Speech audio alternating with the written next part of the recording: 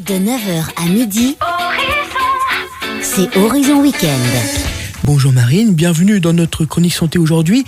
Tu vas évoquer une sensation qui revient chaque été et qui nous touche tous, le phénomène des jambes lourdes. Et franchement, parfois, moi j'ai l'impression de traîner des véritables blocs de béton. Bonjour Ludo, bonjour à tous. Oui, t'es pas seul Ludo, parce qu'en plus avec la chaleur, c'est un problème qui est très courant.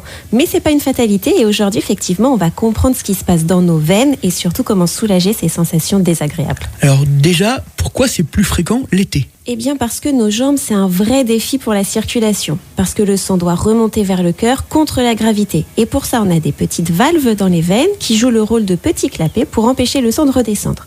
Et on a aussi une pompe naturelle qui est le mollet. Chaque contraction du mollet pousse le sang vers le haut.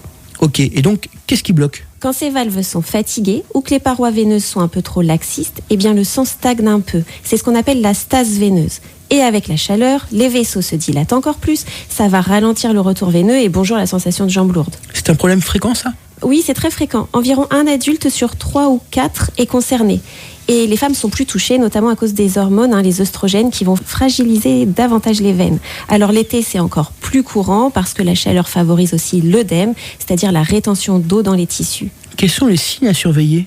C'est justement pas juste une sensation de poids ou de lourdeur, on peut aussi ressentir une fatigue diffuse, parfois des brûlures, des crampes la nuit, des fourmillements, des gonflements au niveau des chevilles, des pieds, et même voir apparaître des varices. Souvent, ça empire en fin de journée ou quand il fait chaud. Et si on ne fait rien, ça peut empirer ? Oui, ça peut empirer, ça peut évoluer vers des complications comme des ulcères, de l'eczéma, voire des infections de la peau, mais aussi peser sur le moral, ça réduit la mobilité et parfois ça devient même un vrai complexe physique. Alors comment on fait pour s'en sortir ? Quelques conseils essentiels, les bas de contention, c'est la base du traitement. C'est pas glamour, d'accord, mais c'est super efficace. Il existe aussi des médicaments dits vénotoniques, sur prescription médicale.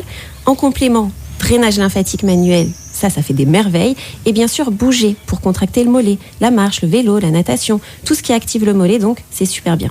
Et pour les cas les plus sérieux ? On peut envisager des solutions comme la sclérothérapie ou la chirurgie veineuse avec l'avis de son médecin, bien sûr. Tu aurais un petit conseil malin à partager avec nous ? Oui, c'est une technique ancestrale, surélever les jambes quand vous vous reposez. C'est simple, mais ça soulage vraiment. Et au quotidien, évitez de rester trop longtemps assis ou debout en position statique sans bouger. Hydratez-vous bien, surtout en été, l'eau va favoriser la circulation. Consommez des aliments riches en flavonoïdes comme les myrtilles, les agrumes. Et puis testez les douches froides sur les jambes. À la fin de la douche, ça va vraiment stimuler la circulation. Donc les jambes lourdes, c'est pas une fatalité. Exactement, avec les bons gestes, un peu de prévention, on peut vraiment retrouver de la légèreté et profiter pleinement de son été. Merci Marine, on te retrouve sur Instagram pour d'autres conseils santé. Oui, avec plaisir, retrouvez-moi sur marine.godin, Godin, et la semaine prochaine pour une nouvelle chronique santé sur Horizon.